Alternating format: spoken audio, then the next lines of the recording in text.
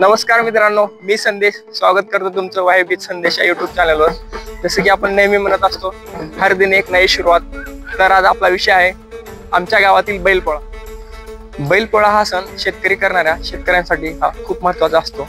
बैलपोळा साजरा करण्याचे 3 मुख्य कारणे आहेत। एक म्हणजे वर्षभर राबणाऱ्या बैलांना एक दिवस सुट्टी देणे।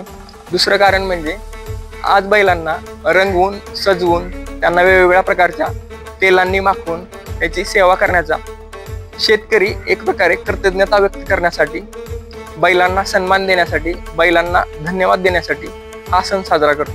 तिसरं कारण म्हणजे बैलपोळा साजरा करण्याचे सामुदायिक आनंद। सगळे शेतकरी बरोबर सगळ्या बैलांना सजवून, त्यांना आंघोळ घालून, त्यांना गुळवणी पाजवून, त्यांना कलर लावून, त्यांना तेल लावून, त्यांच्या शिंगाला सजवून, त्यांच्या अंगावर झूल टाकून 4च्या सुमारास सगळे गावाकडे निघतात।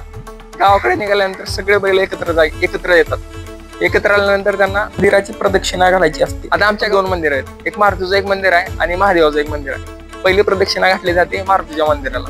मारुतीच्या मंदिराला प्रदक्षिणा घालून मग बैल महादेवाच्या मंदिराकडे प्रदक्षिणा घालायला जातात। एक प्रकारे देवाला धन्यवाद दिल्यासारखं हा सण साजरा केला जातो। नमस्कार मित्रांनो, माझ्यासोबत आहेत माहिती मामा। त्यांना आपण विचारू की त्यांनी बैलाला किती वाजता सजवलं, पोळा सण कसा साजरा करतात।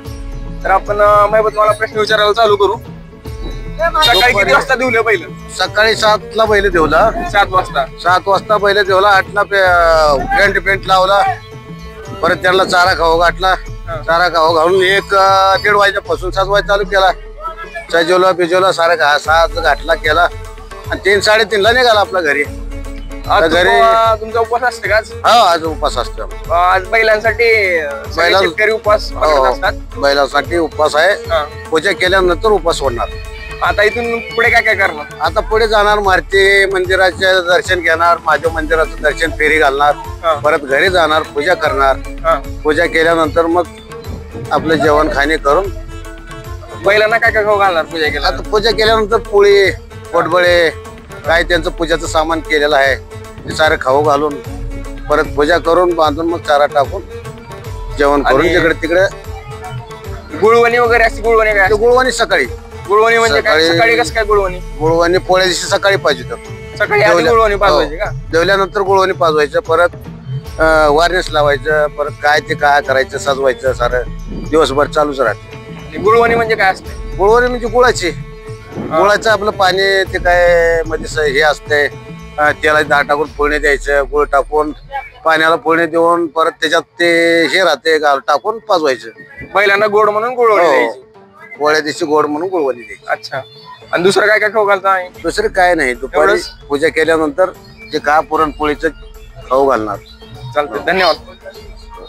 चालतंय, ठीक आहे। हे अशा प्रकारे पोळा साजरा केला जातो। आमचं गाव आहे पेठ सांगवे आणि मी या गावातून माझं चॅनल चालू केले।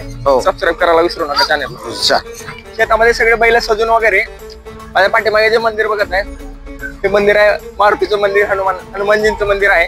त्या मंदिराची एक प्रदक्षिणा घालायची असा एक नियम आहे। दुसऱ्या साईडला तुम्ही बघू शकता, त्या साईडला आहे महादेवांचं मंदिर, त्या मंदिराची पण एक प्रदक्षिणा घालायचा हा नियम आहे।